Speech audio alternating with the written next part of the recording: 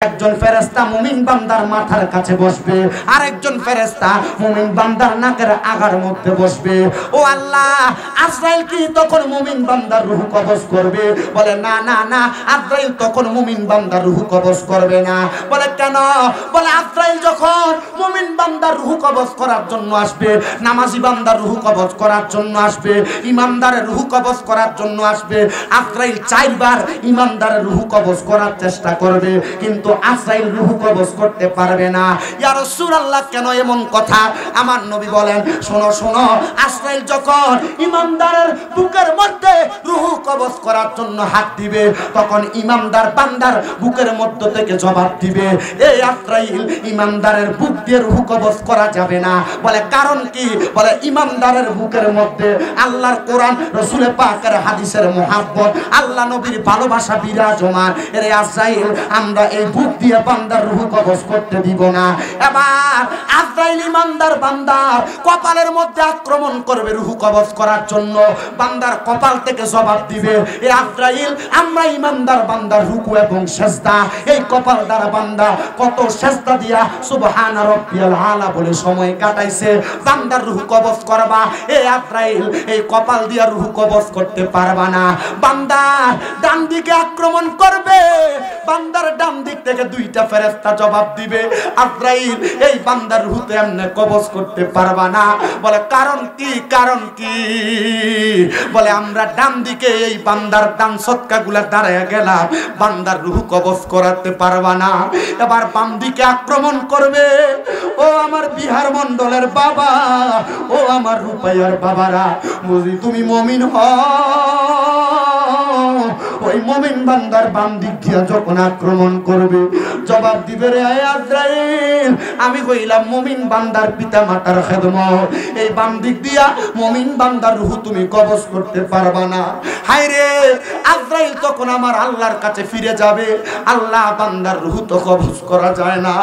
ওই সময় আজরাইলের আগে যেই 2 ফেরেশতা আসছে, ছোট বাচ্চা ঘুমানোর সময় মা যেমন মাথায় হাত বুলে দিলে ছোট বাচ্চা ঘুমায়া যায়, মুমিন বান্দা এমন ভাবে রহমতের ফেরেশতার হাতের পরশ পায়া ঘুমায়া যাবে। আল্লাহ বলবে, আজরাইল, যারা জবান দিয়ে কালিমা পড়ছে মুমিন হইছে, এই ব্যক্তি তো কালেমা পড়া ছাড়া মারা যাবে না। অল্প কিছুক্ষণ পর বান্দার ঘুম ভাঙবে, বান্দা কালেমা পড়বে, বান্দার জবান দ্বারা বাতাস বের হবে, তখন বান্দার রূহ তুমি কবজ করবা। এবার বান্দা কালিমা যখন পড়ে, রে বাবারা, কালিমা পড়ার সময় আজরাইল তার রূহ কবজ করে, বান্দা টের পায় না। ওই বান্দার রূহটা নিয়ে যখন আজরাইল সামনের দিকে যায়, বান্দার রূহ আজরাইলের সঙ্গে কথা বলে, এ আজরাইল, তুমি আমারে কেন এত আস্তে আস্তে নিয়ে যাও? তুমি যদি জানতা আল্লাহ তাআলা আমার জন্য কত নিয়ামত রেডি করে রাখছে, তাহলে তুমি আমার এত আস্তে আস্তে নিয়ে যাইতা না। আজরাইল ওই বান্দার রূহটা যখন সামনের দিকে নিয়ে অগ্রসর হয়, আগের বান্দা বেঈমান বান্দা, বেআমল বান্দা, কাফের মুশরিক বান্দার সময় নাকের মধ্যে কাপড় দিছে, কিন্তু দেয় না। আসমানের 19 জন ফেরেশতা মুমিন বান্দার রূহ যখন আসমানের দিকে নিয়ে যাওয়া হয়, মুমিন বান্দার রূহ ওই আসমানের কাছে নিলে ওই ফেরেশতারা থুতুও নিক্ষেপ করে না। ফেরেশতারা বলে, আহলান ওয়া সাহালান মারহাবান দুয়ুফুল্লাহ দুয়ুফুর রহমান, মানে আল্লাহর মেহমান বইলা বইলা মুমিন বান্দারে স্বাগতম জানায়। ও আমার বিহার মণ্ডলের বাবারা, আপনারা বলেন, এমন মুমিন হয়ে আমরা মরতে চাই কি চাই না? যেই মরণের সময় আজরাইল কষ্ট দেয় না, যেই মরার পরে আসমানের ফেরেশতারা আল্লাহর মেহমান বইলা গ্রহণ করে, কেমনে এমন মরণ পাইবেন? একবার কি চিন্তা করছেন? যদি আপনার ঈমান এবং নেক আমল ঠিক থাকে, তাইলে আপনি এমন মরণ পাইবেন। কিন্তু এই জায়গায় একটা মজার কথা আছে, আমরা এলাকায় এক জাতের মাছ আছে, যেই মাছগুলা ধরলে হাতে থাকে না, ফিসতে জায়গা, নাম কি? কি মাছ? আজরাইলের হাতে মুমিনের রূহ যখন নিবে, মুমিনের রূহ আজরাইলের হাতে থাকবে না, ঠিক এমন ভাবে পিছলে যাবে।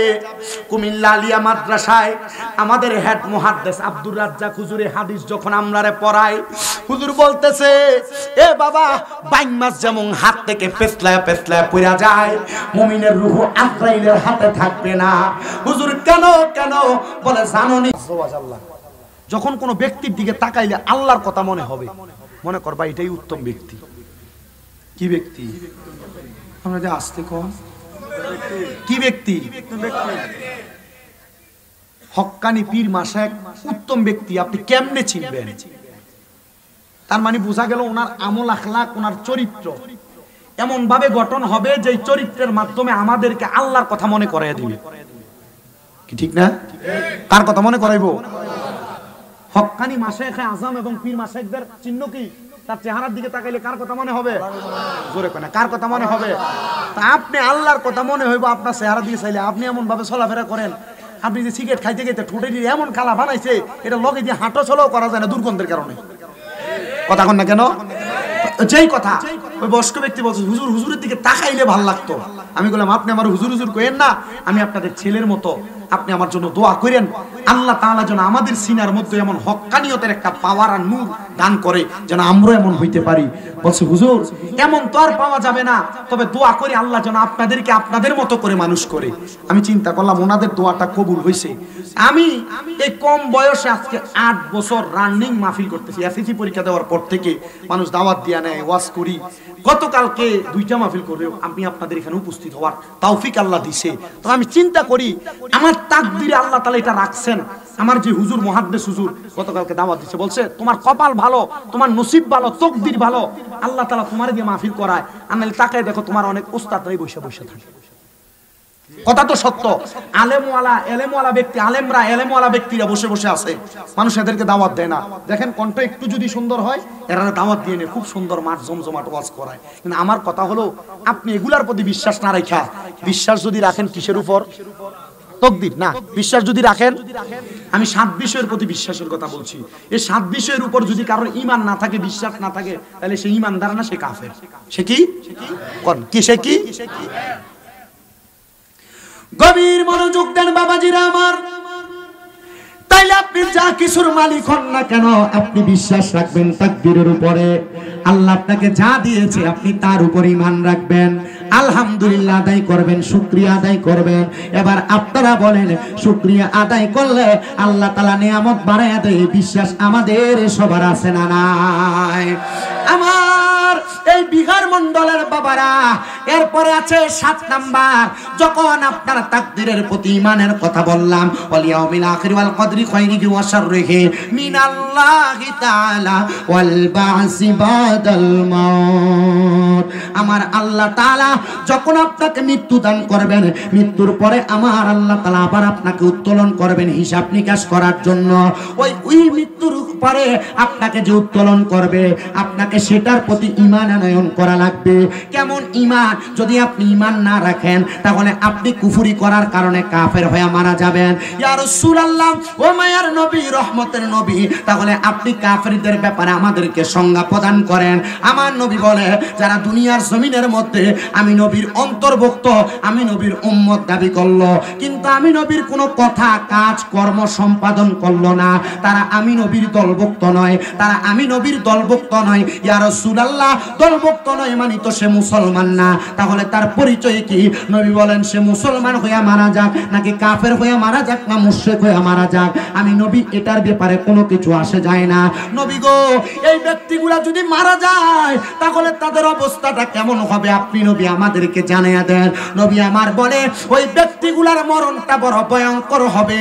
ও মুসলমান, এখানে যারা যারা আছেন, আমি জানি না সবাই এশারের নামাজ আদায় করেছেন কিনা, তবে মনে রাখবেন রে মুসলমানের দলেরা, আপনারা মনে মনে সবাই মুসলমান দাবি করেন, কিন্তু আপনার কর্ম দ্বারা আপনি মুসলমান প্রকাশ করেন না।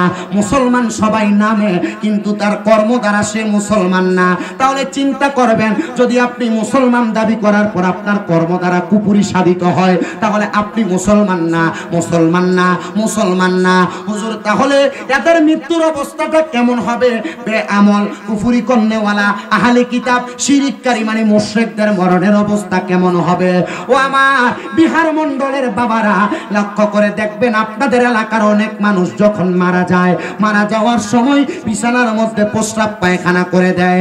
অনেক মানুষ যখন মারা যায়, মারা যাওয়ার সময় চোখগুলা উল্টে যায়। অনেক মানুষ যখন মারা যায়, মারা যাওয়ার সময় জিহ্বার মধ্যে কামড় দিয়ে মারা যায়। অনেক মানুষ যখন মারা যায়, নাকে মুখে দিয়ে রক্ত বের হয়ে মারা যায়।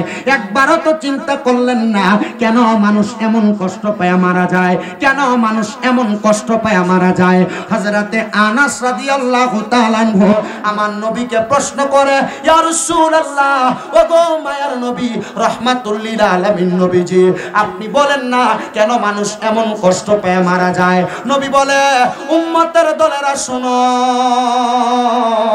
যখন একটা মানুষ দুনিয়ার জমিনের মধ্যে থাকা অবস্থায় বেআমল কুফরি করে বদ আমল করে করে মারা যায়, তার রূহটা যখন কবজ করার জন্য আজরাইল আলাইহিস সালাতু ওয়াস সালাম আগমন করে, আজরাইল আসার আগে আল্লাহ তাআলা তার সামনে আরো দুইটা ফেরেশতা পাঠিয়ে দেয়। যেই ফেরেশতাদের চোখের রং হবে নীল চক্ষু, ওই নীল চোখওয়ালা ফেরেশতাদেরকে দেখা বান্দা ভয়ে বিছানার মধ্যে প্রস্রাব পায়খানা করে দেয়। একবারও তো এই বিহার মণ্ডলের মসজিদের ইমামের কাছে জিজ্ঞাসা করলা না, ইমাম সাহেব মানুষটা যে মারা যাওয়ার সময় প্রস্রাব পায়খানা করে দিল, হুজুর কেন এভাবে মারা গেল? এই প্রশ্ন হুজুরে করে না। মসজিদে একটু ময়লা পড়ে থাকলে সে হুজুরের দোস্তটি তালাশ করে। আপনারা বলেন এমন মুসল্লি শয়তান মার্কা এলাকায় আছে না নাই? আছে আছে আছে। আপনারা যদি বলেন নাই, এটা আমি বিশ্বাস করব না। বলে হুজুর কেন? কারণ প্রত্যেক এলাকায় এমন দুই একজন শয়তান মার্কা মানুষ থাকে। ও মুসলমান মনোযোগ দিবেন, রহমতের নবী বলতেছে ওই দুইজন ফেরেশতা আগমন করার পরে তার সামনে আজরাইল আলাইহিস সালাতু ওয়াস সালাম আগমন করে। আজরাইলের ভয়ঙ্কর চেহারাটা দেখা বান্দা আজরাইলের সঙ্গে কথা বলার চেষ্টা করে, এরে আজরাইল, আমার রূহ এখন কবজ করবা না, আমি তোমার সঙ্গে তোমার কাছে আর একটু সময় আবেদন করতেছি। আমার আল্লাহ তাআলার কাছে বলো না, আমার আল্লাহ তাআলা যেন আমার আরেকটু সময় দেয় কবরের প্রস্তুতি গ্রহণ করার জন্য। আজরাইল এই কথা শোনার সাথে সাথে তখন বান্দার দুই চোয়ালের মাঝখানে বান্দার জিহ্বাটা কামড় পড়ে আটকে যায়। তখন বান্দা আর আজরাইলের সঙ্গে কথা বলতে পারে না। ও মুসলমান, তখন বান্দা আজরাইলের সঙ্গে চোখের ইশারা দিয়ে কথা বলার চেষ্টা করে, কিন্তু বান্দা চোখ দিয়ে আজরাইলকে বুঝাইতে পারে না। বান্দার চোখগুলা উল্টে যায়। ও মুসলমানের দল, বান্দার চোখ যখন উল্টে যায়, ওই সময় বান্দা আজরাইলের সঙ্গে কথা বলবে কেমনে? জিহ্বায় কামড় পড়ে যায়, বান্দার চোখগুলা উল্টে যায়। এবার আজরাইল যখন ওই বান্দার বুকের মধ্যে থাবা দিবে, বুকের মধ্যে থাবা দেওয়ার সাথে সাথে বান্দার ঘাড়ের রগগুলা টাস টাস করে ছিঁড়ে যায়, হাতের রগগুলা ছিঁড়ে যায়, পায়ের রগগুলা টাস টাস করে ছিঁড়ে যায়। ও আল্লাহ, এমন কঠিন মরণ! নবী রহমতের নবী কয় শুধু এমন কঠিন মরণ না রে উম্মতের দলেরা, এই মরণ যখন হবে, এই বান্দার রূহ যখন কবজ করা হবে, বান্দার দেহ নিথরভাবে পড়ে থাকবে। বান্দার রূহটা যখন আজরাইল ফেরেশতার সাথে দুইজন ফেরেশতা হাতে নিবে, ওই দুইজন ফেরেশতা নাকের মধ্যে কাপড় দ্বারা এমন ভাবে ঢাকনা দিয়ে রাখবে। নবীজি কেন এমন ভাবে ঢাকনা দিবে? বলে বান্দা দুনিয়াতে কুফরি করার কারণে, শিরিক করার কারণে, বেআমল থাকার কারণে বান্দার রূহটা দুর্গন্ধযুক্ত রূহ হয়ে গেছে। এই জন্য ফেরেশতারা এই দুর্গন্ধযুক্ত রূহ কবজ করার পরে এই বান্দার দুর্গন্ধগুলা, রূহের দুর্গন্ধ সহ্য করতে পারে না। এই জন্য বান্দার মুখের মধ্যে, ফেরেশতারা মুখের মধ্যে, তারা নাকের মধ্যে তারা তাদের কাপড় দ্বারা ঢাকনা দেয়। ওই সময় যখন বান্দার রূহটারে নিয়ে যায়, ওই সময় রূহ নাকি প্রশ্ন করে, এ আজরাইল, আমার রূহ যে তুমি এত তাড়াতাড়ি নিয়ে যাও, যদি তুমি জানতা আমার আল্লাহ পাক রব্বুল আলামিন আমার জন্য কি যন্ত্রণাদায়ক শাস্তি রেডি করে রাখছে। তাইলে কোনোদিন তুমি আমার রুহু এত তাড়াতাড়ি নিয়ে যাইতা না। হায় রে, যখন বান্দার রুহুটা প্রথম আসমান পর্যন্ত নিয়ে যায়, প্রথম আসমানের দরজার মধ্যে 19 জন ফেরেশতা দাঁড়ায় থাকে, কিন্তু ওই 19 জন ফেরেশতা ওই বান্দার রুহুর দিকে থুতু নিক্ষেপ করতে থাকে। ওই 2 জন ফেরেশতা বলে, কি গো বান্দার রুহুর দিকে কেন তোমরা থুতু নিক্ষেপ করো? তখন জবাব আসে, এই বান্দার শরীর থেকে, বান্দার রুহু থেকে দুর্গন্ধ আসতেছে, আমরা সহ্য করতে পারি না, এই জন্য বান্দার মুখের দিকে আমরা থুতু নিক্ষেপ করতেছি। ও বিহার মণ্ডলের বাবারা, দেবিদ্বারের যুবকের দলেরা, একবার চিন্তা করে দেখো, এমন কষ্টের মরণ যদি হয়, তাহলে ওই মরণের পরে তুমি বড় আঘাত পাইবা, মরার পরে তোমার বড় লাঞ্ছনা, তোমার বড় বঞ্চনা, এগুলা তুমি কোনোদিন সহ্য করতে পারবা না। হায় রে, ওই বান্দার রুহুটা আসমানের কোনো দিকে নিয়ে যাওয়া যাবে না। তখন আমার আল্লাহ তাআলার কাছে ফেরেশতারা প্রশ্ন করবে, আল্লাহ বান্দার রুহু কোথায় রাখবো? বলে, জানো না, আমি আল্লাহ তাআলা ঘোষণা করেছিলাম, ফি নারি জাহান্নামা খালিদিনা ফিহা, বান্দার ঠিকানা জাহান্নামের মধ্যে।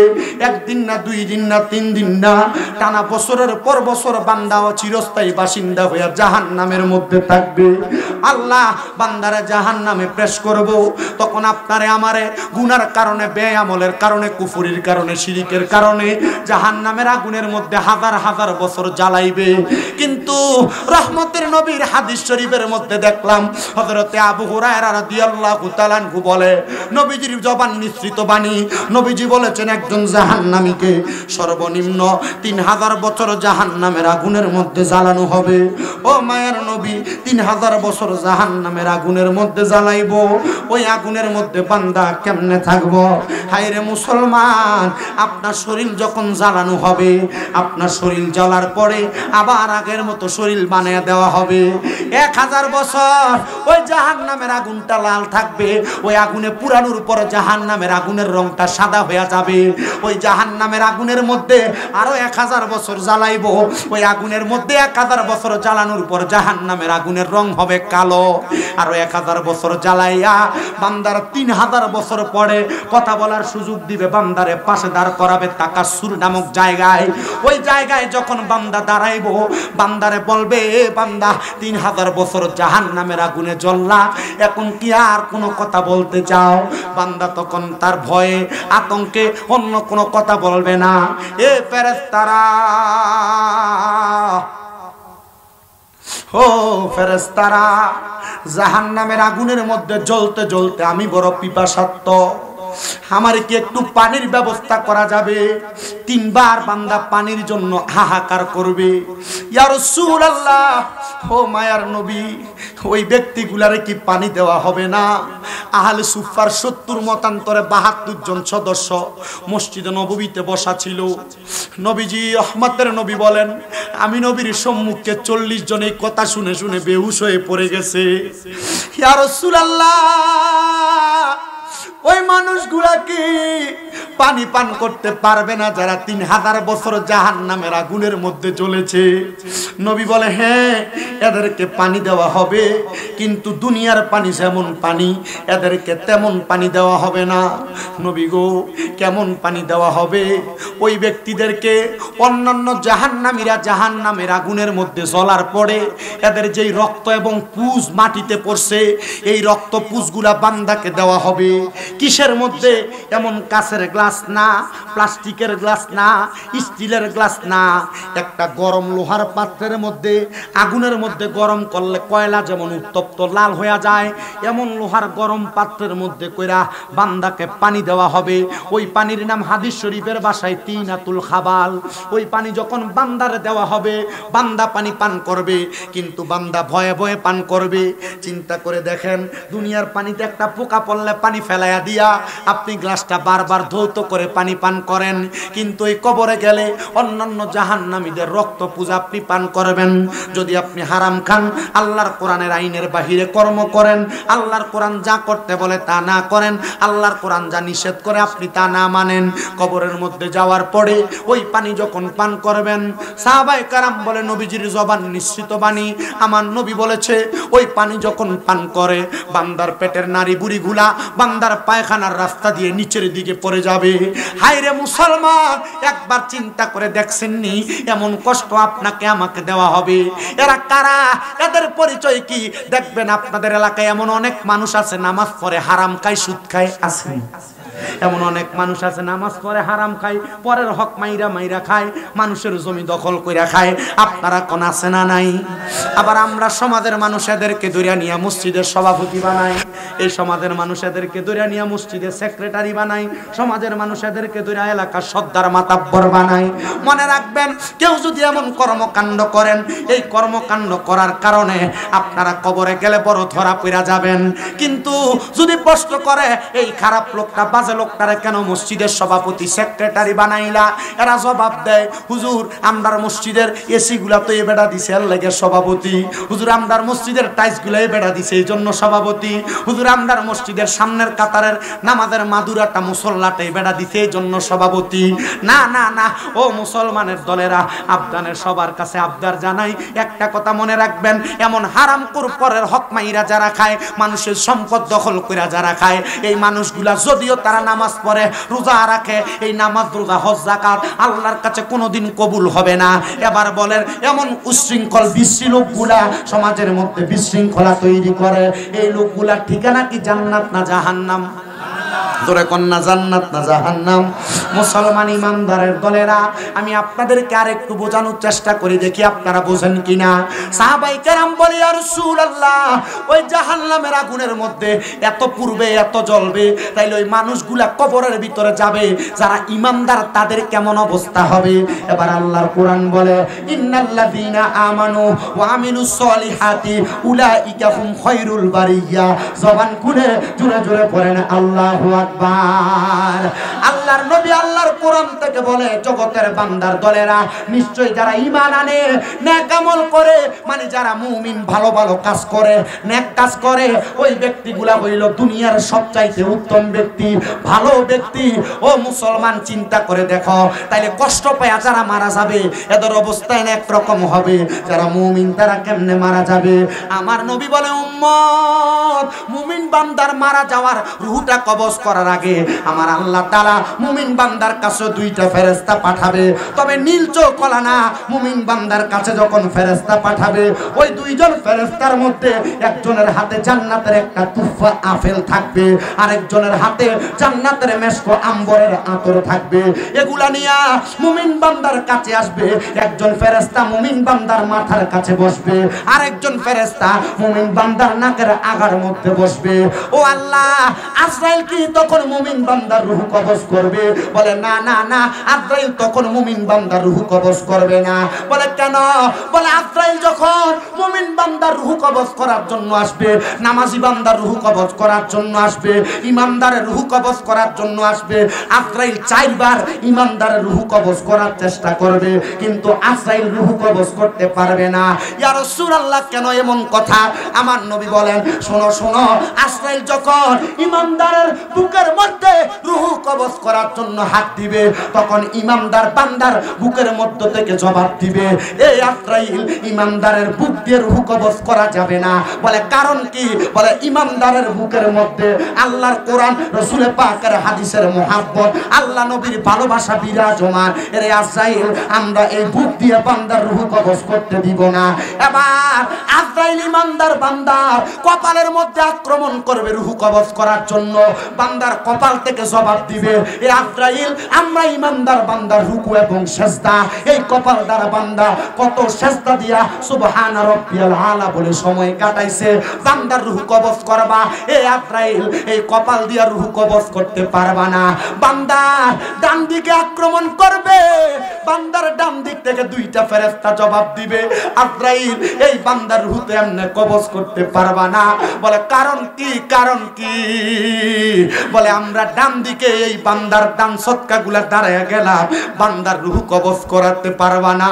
এবার বাম দিকে আক্রমণ করবে, ও আমার বিহার মন্ডলের বাবা, ও আমার রূপাইয়ার বাবারা, বুঝি তুমি মুমিন হও, ওই মুমিন বান্দার বাম দিক দিয়ে যখন আক্রমণ করবে, জবাব দিবে, রে আজরাইল, আমি কইলাম মুমিন বান্দার পিতা মাতার খেদমত, এই বাম দিক দিয়া মুমিন বান্দার রূহ তুমি কবজ করতে পারবা না। হায় রে, আজরাইল তখন আমার আল্লাহর কাছে ফিরে যাবে, আল্লাহ বান্দার রূহ তো কবজ করা যায় না। ওই সময় আজরাইলের আগে যেই তুই ফেরেশতা আসছে, ছোট বাচ্চা ঘুমানোর সময় মা যেমন মাথায় হাত বুলে দিলে ছোট বাচ্চা ঘুমায়া যায়, মুমিন বান্দা এমন ভাবে রহমতের ফেরেশতার হাতের পরশ পায়া ঘুমায়া যাবে। আল্লাহ বলবে, আজরাইল যারা জবান দিয়ে কালিমা পড়ছে মুমিন হইছে, এই ব্যক্তি তো কালেমা পড়া ছাড়া মারা যাবে না। অল্প কিছুক্ষণ পর বান্দার ঘুম ভাঙবে, বান্দা কালেমা পড়বে, বান্দার জবান দ্বারা বাতাস বের হবে, তখন বান্দার রূহ তুমি কবজ করবা। এবার বান্দা কালিমা যখন পড়ে রে বাবারা, কালিমা পড়ার সময় আজরাইল তার রূহ কবজ করে, বান্দা টের পায় না। ওই বান্দার রূহটা নিয়ে যখন আজরাইল সামনের দিকে যায়, বান্দার রূহ আজরাইলের সঙ্গে কথা বলে, এ আজরাইল তুমি আমার কেন এত আস্তে আস্তে নিয়ে যাও? তুমি যদি জানতা আল্লাহ তাআলা আমার জন্য কত নিয়ামত রেডি করে রাখছে, তাহলে তুমি আমার এত আস্তে আস্তে নিয়ে যাইতা না। আজরাইল ওই বান্দার রূহটা যখন সামনের দিকে নিয়ে অগ্রসর হয়, আগের বান্দা বেঈমান বান্দা, বেআমল বান্দা, কাফের মুশরিক বান্দার সময় নাকের মধ্যে কাপড় দিছে, কিন্তু দেয় না। আসমানের 19 জন ফেরেশতা মুমিন বান্দার রূহ যখন আসমানের দিকে নিয়ে যাওয়া হয়, মুমিন বান্দার রূহ ওই আসমানের কাছে নিলে ওই ফেরেশতারা থুতুও নিক্ষেপ করে না। ফেরেশতারা বলে, আহলান ওয়া সাহালান মারহাবান দুয়ুফুল্লাহ দুয়ুফুর রহমান, মানে আল্লাহর মেহমান বইলা বইলা মুমিন বান্দারে স্বাগতম জানায়। ও আমার বিহার মণ্ডলের বাবারা, আপনারা বলেন এমন মুমিন হয়ে আমরা মরতে চাই কি চাই না? যেই মরণের সময় আজরাইল কষ্ট দেয় না, যেই মরার পরে আসমানের ফেরেশতারা আল্লাহর মেহমান বইলা গ্রহণ করে। কেমনে এমন মরণ পাইবেন একবার কি চিন্তা করছেন? যদি আপনার ঈমান এবং নেক আমল ঠিক থাকে, তাইলে আপনি এমন মরণ পাইবেন। কিন্তু এই জায়গায় একটা মজার কথা আছে, আমরার এলাকায় এক জাতের মাছ আছে, যেই মাছগুলা ধরলে হাতে থাকে না, ফিস দেয়া জায়গা, নাম কি? কি মাছ? আজরাইলের হাতে মুমিনের রূহ যখন নিবে, মুমিনের রূহ আজরাইলের হাতে থাকবে না, ঠিক এমন ভাবে পিছলে যাবে।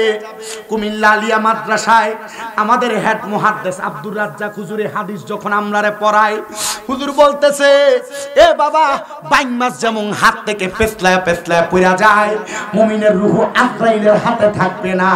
হুজুর কেন? বলে জানো